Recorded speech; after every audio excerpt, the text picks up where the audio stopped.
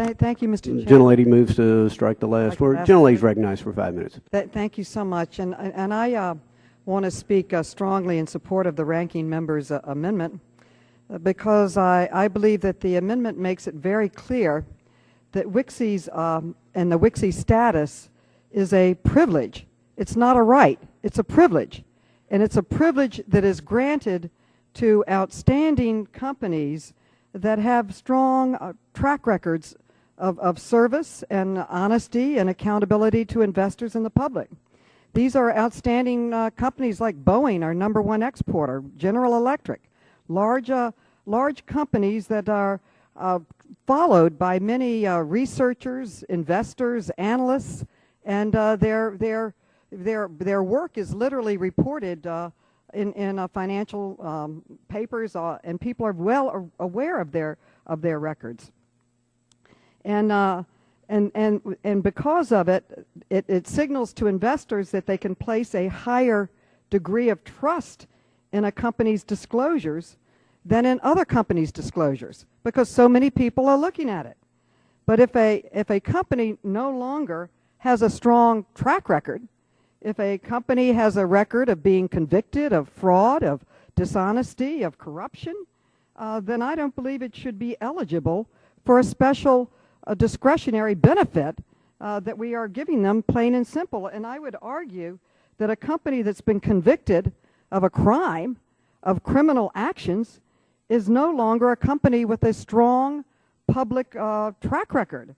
So this amendment would not prevent a company that has been convicted of a crime from ever being a WKSI in the future, but that company would have to prove that they have cleaned up their books, that they aren't violating the law, that they're not being corrupt, and they earn that level of trust again.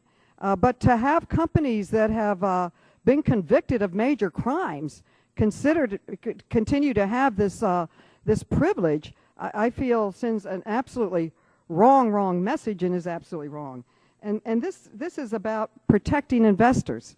This is what it's basically about.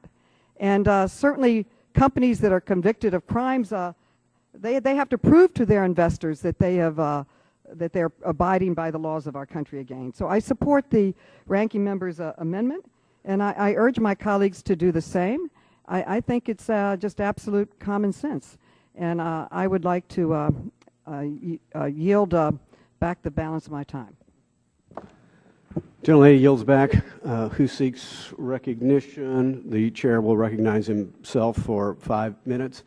I would say that certainly the ranking member's amendment is germane, but as pointed out by the distinguished majority whip, it does functionally deal with a different issue. I listened carefully to what the ranking member has to say. Certainly, it is not without merit, her arguments. But I would say this: we had a hearing on this bill on April 9th. I recall no discussion or debate on the WKSI waiver issue at that time. The SEC chair, Mary Jo White, testified before us on April 29th. I recall no discussion of this issue being raised in that hearing.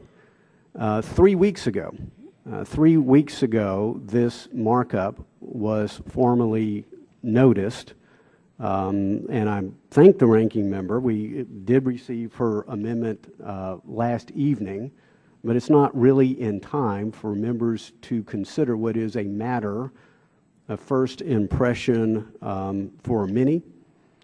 So I am not prepared to back the ranking member's amendment at this time.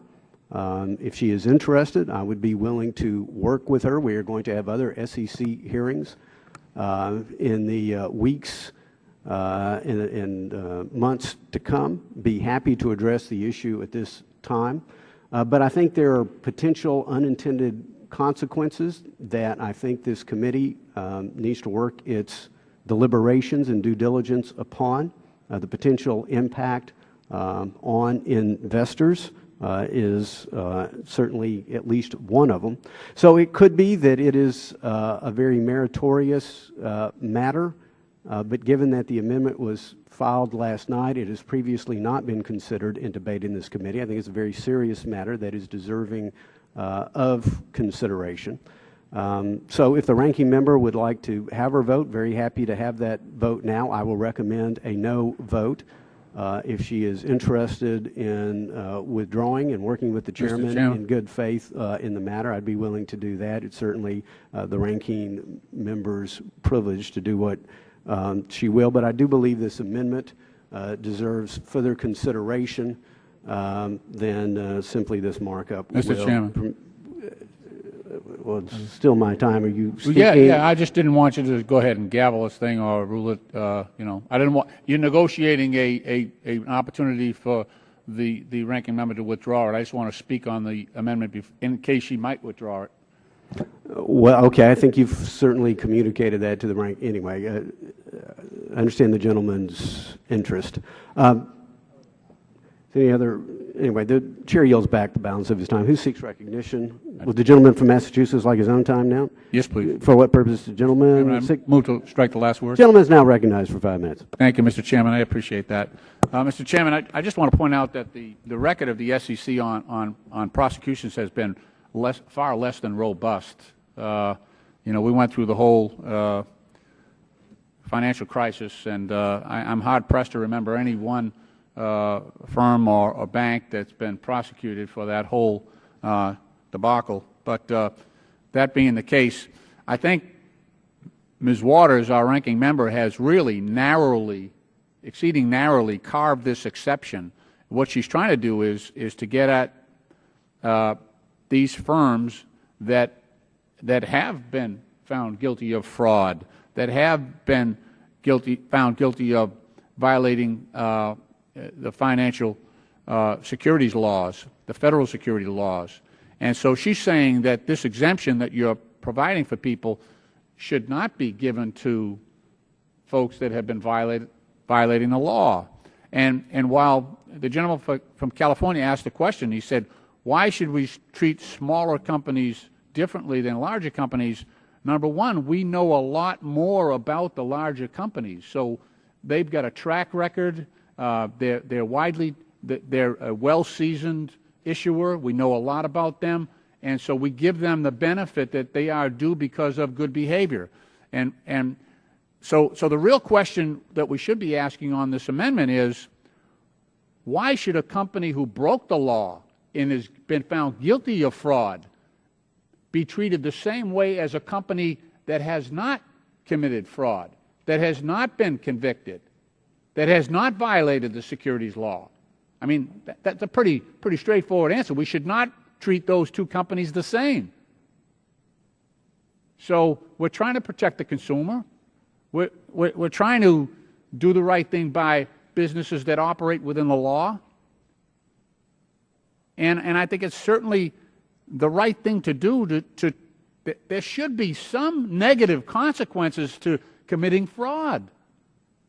And what you're saying in this legislation is, no, we're going to treat everybody the same, whether you broke the law or complied with the law. Would the gentleman yield, since briefly, the chair sure. yielded to the gentleman from Massachusetts? I think the gentleman said there ought to be some consequences. I'm under the impression that this in no way, shape, or form impacts the enforcement actions of which the SEC can take.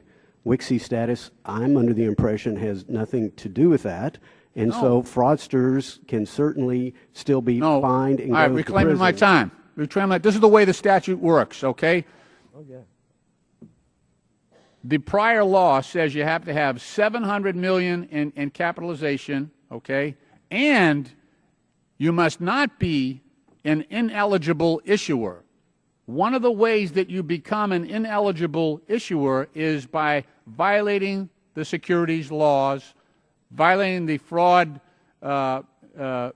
prohibitions. Okay, so that is not carried forward in this new bill, in your amendment. It drops to 250, and the requirement that the person be an eligible or not be an ineligible issuer, that goes away as well. So that's what you're doing. Maybe it's not intentional. Maybe we can come up with an amendment on this. But right now, as written, this amendment by the gentleman from California would allow an ineligible issuer to have the benefits of what he's trying to do, to have the smaller $250 million cap requirement. That's the plain language of the bill. This is not open to other interpretations. Straightforward.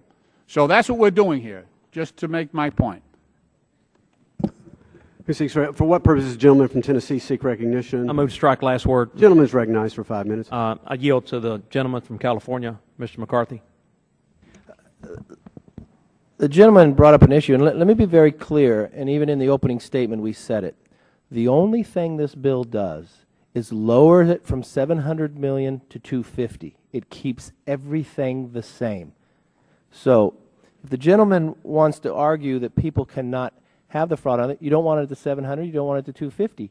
This keeps all the SEC provisions in there. It does nothing other than 750 to 250. Very clear, straightforward. Will the gentleman yield? I would gladly yield. Time belongs to the gentleman from Tennessee. Oh, I will yield. Okay. Briefly. The language prior to your amendment includes a prohibition on ineligible issuers. The language of the statute after you're done is silent on it. Okay? What the gentlelady's amendment does, it expressly says the SEC will not drop the exemption, will not drop the amount for an ineligible issuer. That's what her language does. It's very tight. She's not doing an expansive change here. She's making sure that the bad folks, the people who are guilty of fraud, violating the securities law, do not get the benefit of what you're trying to give to the other companies. That's what she's trying to do. If the gentleman from Tennessee would yield. Yeah. No, I want to be very clear. The language only says from $700 million to $250. That's the only change of this legislation. That's the same thing, the recommendation that comes from. Well, if that's your worry, then you should be able to accept the gentlelady's.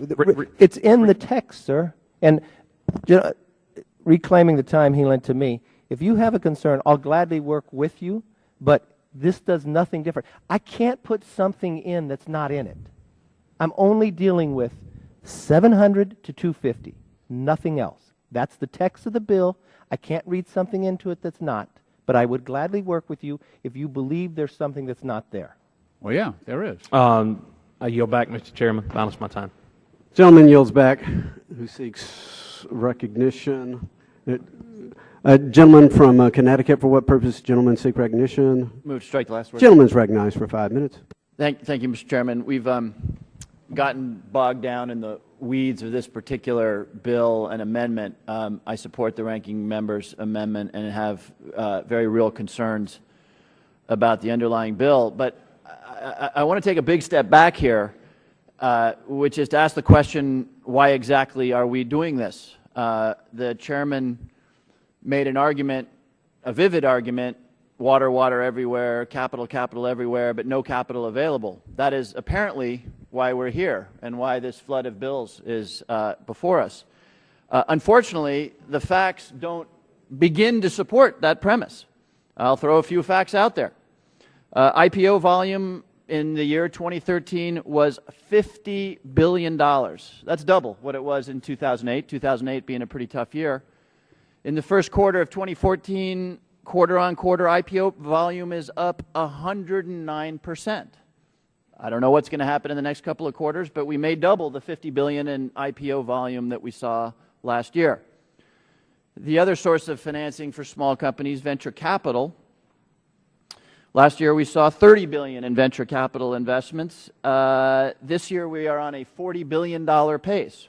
Let's put that into context. 20 years ago, the venture capital market was $4 billion. This year it'll probably be $40 billion, 10x over 20 years. Now these numbers aren't records. We had bubbles in 1999, the tech bubble. We had bubbles in 2006, 2007. So these aren't records. I'm not sure anybody necessarily wants to get back to the record bubble volumes. But the idea that there is not capital available for worthy businesses is simply not true. And I think it's that context in which we need to consider these bills, which would, I guess, maybe, although it's an unproven point, make it easier for people to raise capital. I guess it would reduce the paperwork. But guess what? Not every business out there, in fact, most businesses probably shouldn't be funded because there's a lot of bad ideas out there. And bad ideas that sail through and hurt investors does nothing for our capital markets in the long run.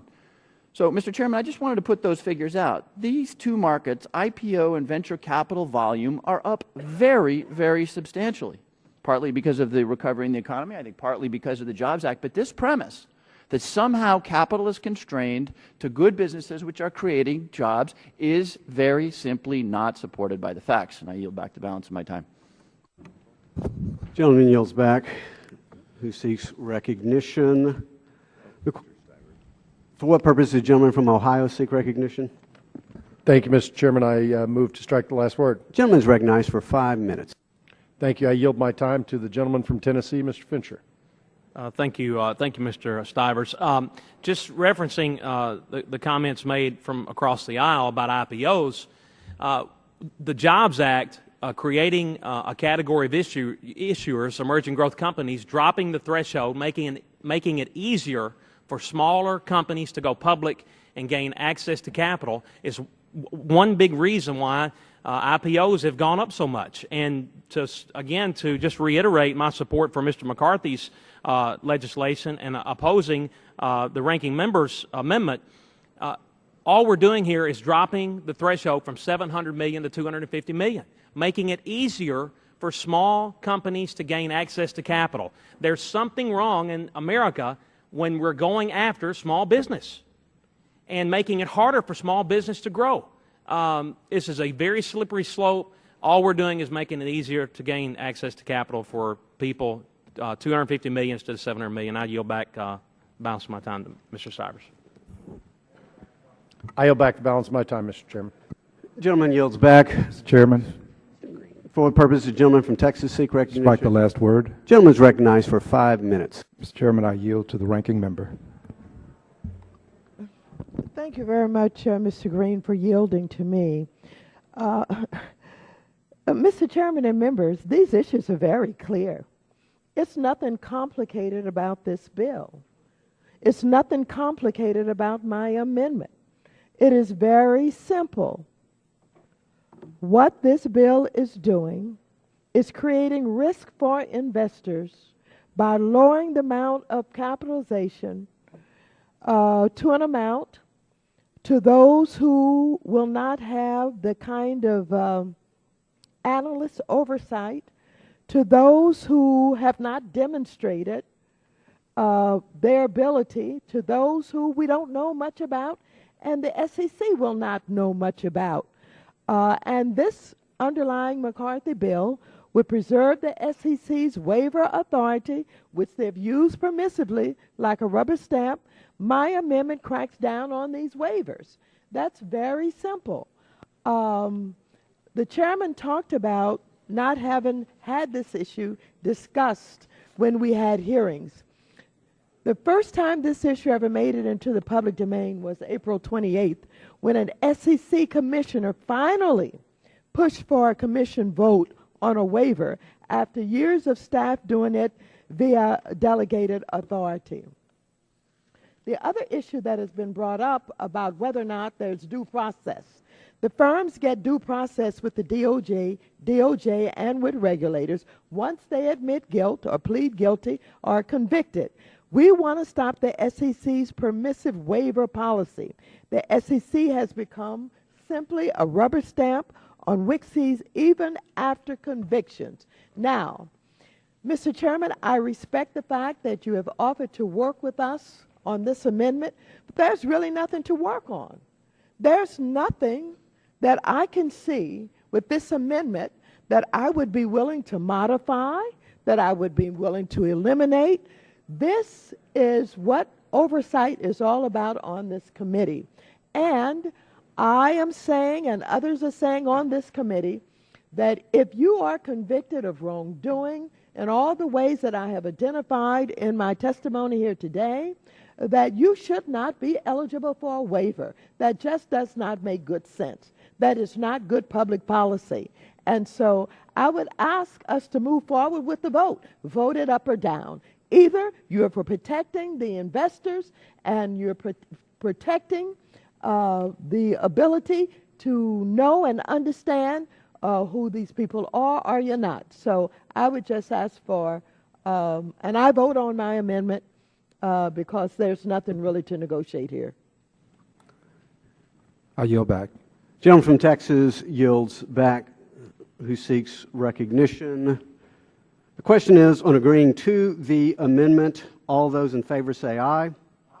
All opposed say nay. Nay. In the opinion of the chair, the nays appear to have it. The nays have it. A recorded vote has been requested. Those in favor of a recorded vote will raise their hands and be counted. Sufficient number having raised their hands, a recorded vote is ordered. Pursuant to subsection C5 of Rule 3 of the committee rules, the vote on this question is postponed. Are there any other amendments? There being no further amendments, without objection, the previous question is ordered.